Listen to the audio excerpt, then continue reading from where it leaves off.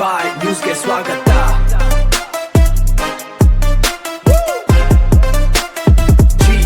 G ನ್ಯೂಸ್ಗೆ ಸ್ವಾಗತ.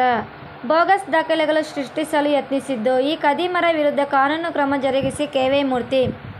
ಬೆನ್ನಿಗಾನಹಳ್ಳಿ, ಕಾಚಮಾರನಹಳ್ಳಿ, ಕರ್ನಾಟಕದ ಜೈಭೀಮ್ ಗಜಸಿಂಹ ಸೇನೆ ಕೆ.ವೈ. ಮೂರ್ತಿ ಅವರಿಂದ ಸತತ 11 ವರ್ಷಗಳ ಹೋರಾಟದ ಮುಖಾಂತರ ಬೆಂಗಳೂರು ಪೂರ್ವ ತಾಲೂಕು ಬೆನ್ನಿಗಾನಹಳ್ಳಿ ಮನೆಗಳನ್ನು ಕಳೆದುಕೊಂಡು ನಿರಾಶ್ರಿತರಿಗೆ ಕಾಚಮಾರನಹಳ್ಳಿ ಸರ್ವೆ ನಂಬರ್ 48ರಲ್ಲಿ 4 ಎಕರೆ 35 ಗುಂಟೆ ಜಮೀನು ನಿರಾಶ್ರಿತರಿಗೆ ಕಾಯ್ದಿರಿಸಿದ್ದು, ಜಮೀನನ್ನು ಹಸ್ತಾಂತರ ಮಾಡುವಾಗ ಡಿ.ಟಿ. ಪ್ರಮೋದ್ ತಿಮ್ಮರಾಯಪ್ಪ ಅವರ ಸಂಗಡಿಗರಾದ ಹರಿಕೃಷ್ಣ, ರಾಮಮೂರ್ತಿ, ಜಗನ್ನಾಥ್ ಅಲಿಯಾಸ್ ಜಗ್ಗು, ರಘು, ಜಯರಾಜ್ ದಾಸ್ ಇವರ ಜೊತೆ 50ರಿಂದ 60 ಜನ ಸೇರಿ 20 ಜನ ರೌಡಿಗಳು, ಗುಂಡಾಗಳು ಸೇರಿ ಸರ್ಕಾರಿ ಕಾಂಪೌಂಡ್ ಕೆಲಸವನ್ನು ಅಡ್ಡಿಪಡಿಸಿ ಕೋಮುಗಲಭೆ ಮಾಡಲು ಯತ್ನಿಸಿದ್ದು, ಪೊಲೀಸರಿಗೆ ಈ ಮಾಹಿತಿಯನ್ನು ಕೊಟ್ಟಿದ್ದು, ಪೊಲೀಸ್ ಅಧಿಕಾರಿಗಳು ಈ ಸ್ಥಳದಲ್ಲಿದ್ದು ಅವರ ದಾಖಲಾತಿಗಳನ್ನು ಕೇಳಿ ಅವರ ಹತ್ರ ಯಾವುದೇ ದಾಖಲಾತಿಗಳು ಇಲ್ಲವೆಂದು ತಿಳಿದು ಅವರನ್ನು ಕಳಿಸಿರುತ್ತಾರೆ.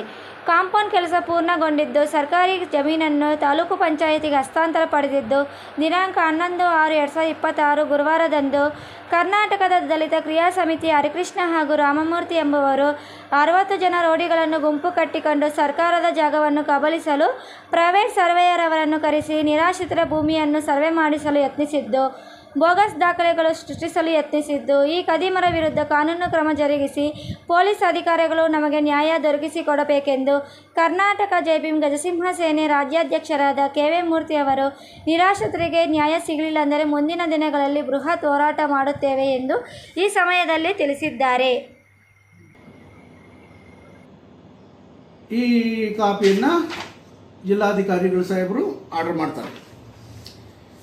ಅಲ್ಲಿಂದ ತಹಸೀಲ್ದಾರ್ ಅವರು ಮೊನ್ನೆ ಯಾವಾಗ 24/3/26ರಲ್ಲಿ ಈ ಜಮೀನನ್ನು ನಿರಾಶ್ರಿತರಿಗೆ ತಾಲೂಕ್ ಪಂಚಾಯತಿಗೆ ಹಸ್ತಾಂತರ ಮಾಡಿ ಅಂತೇಳಿ ಲೆಟರ್ ಮಾಡ್ತಾರೆ.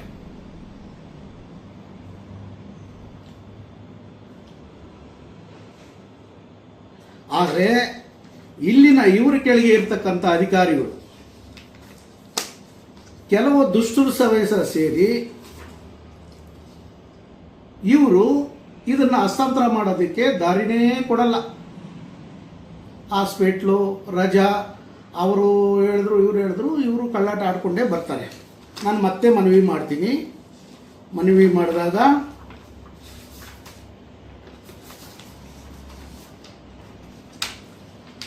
ಇದೆ ಆ ಜಮೀನು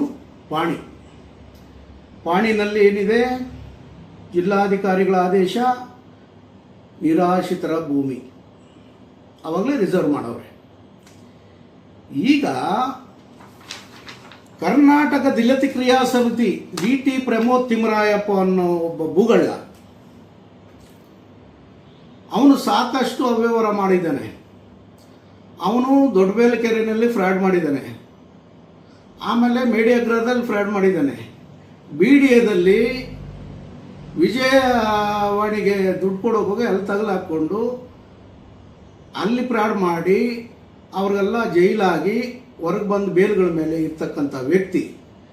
ಕರ್ನಾಟಕ ದಲಿತ ಕ್ರಿಯಾ ಸಮಿತಿ DM ತಿಮ್ಮರಾಯಪ್ಪನ ಮಗ ಡಿ.ಟಿ. ಪ್ರಮೋದ್ ತಿಮ್ಮರಾಯಪ್ಪ ಇದನ್ನು ಕಬಳಿಸ್ಬೇಕಂತೇಳಿ ಅವನು ಆಗ್ಲಿಂದನೂ ಇದ್ರ ಪ್ರಯತ್ನ ಮಾಡ್ತಾವನೆ. ಇದು ನಮ್ಮ ಸದಸ್ಯರಿಗೆ ಸೇರಬೇಕು, ನಮಗೆ ಸೇರಬೇಕು, ನಮ್ಮ ಸಂಘದ್ದು, ನನ್ನ ಮೇಲೆ ಅರ್ಜಿಗಳು ಕೊಡೋದು, ನನ್ನ ಮೇಲೆ ರೌಡಿಗಳನ್ನ ಬಿಡೋದು, ಈ ರೀತಿಯಾಗಿ ಮಾಡ್ಕೊಂಡು ಬಂದ. ನಾನು 2018ರಲ್ಲೇ ಕೋರ್ಟ್ ಆದೇಶ ಆದಾಗ ವರ್ತೂರು ಸ್ಟೇಷನ್ನಲ್ಲಿ ಇದ್ರ ಬಗ್ಗೆ ಕಂಪ್ಲೇಂಟ್ ಕೊಟ್ಟೆ. NCR ಮಾಡಿದ್ರು, ಬರ್ಕೊಟ್ಟು ಹೋದರು, ಆಯಿತು ಅದಕ್ಕೂ ನಮ್ಮ ಸಂಬಂಧ ಇಲ್ಲ ಅಂತ. ಆದರೆ ಅಧಿಕಾರಿಗಳು ಲಂಚ ಕೊಡೋದು, ಅವ್ರನ್ನೆಲ್ಲ ತಲೆ ಕೆಡಿಸಿ ಇದನ್ನು ದಾರಿ ತಪ್ಪಿಸೋ ಕೆಲಸ ಅವನು ಮಾಡ್ತಾನೆ. ಅವನೇ ಮೊನ್ನೆ ಸರ್ವೆಗೆ ಬಂದಾಗ ಮಹೇಶ್ ಅನ್ನೋರನ್ನ ಅವ್ರಿಗೆ ಲಂಚ ಕೊಟ್ಟು ಅವರ ಕಮಿಟಿಯಲ್ಲಿರ್ತಕ್ಕಂಥ ಅವನು ಹರಿಕೃಷ್ಣ ಅನ್ನೋನಿಗೆ ಅವನಿಗೆ ನೋಟಿಸ್ ಮಾಡವ್ರೆ. ಕರ್ನಾಟಕ ಜೈಭೀಮ್ ಗಜಸಿಂಹ ಸೇನೆ ಇದರಿಂದ ಇರೋದು, ಆವತ್ತಿಂದ ಕೆ.ವೈ. ಮೂರ್ತಿಯವರೇ ಇದನ್ನು ನಡೆಸ್ಕೊಂಡು ಬಂದಿರೋದು, ಇವ್ರ ಪರವಾಗಿ ನಿಂತಿರ್ತಕ್ಕಂಥದ್ದು ನಾನೇ. ಇವನು ಅನವಶ್ಯವಾಗಿ ದುಡ್ಡು ಕೊಟ್ಟು ಬೋಗಸ್ ದಾಖಲೆಗಳನ್ನು ಸೃಷ್ಟಿಸಿ ಈ ನಿರಾಶ್ರಿತರ ಭೂಮಿಯನ್ನು ಕಬಳಿಸ್ಬೇಕಂತೇಳಿ ಅವನ ಸಂಘದ ಸದಸ್ಯರಿಗೆ ಕೊಡಬೇಕಂತೇಳಿ ವಂಚಾಗ್ತಾವನೆ. ಇವರೆಲ್ಲ ತೆಂಬಳೆ ಅನ್ಸಲ್ಲ. ಇವನಿಗೆ ಒಬ್ಬೊಬ್ಬರು ಅವನು ದಾಸ್ ಅಂತ ಅವನೇ ಆ ಕಮಿಟಿಯಲ್ಲಿರೋ ಕಳ್ಳರಿಗೆ ಒಬ್ಬೊಬ್ರಿಗೆ 8-10 site B D A site ಮಾಡ್ಕೊಂಡವ್ರೆ.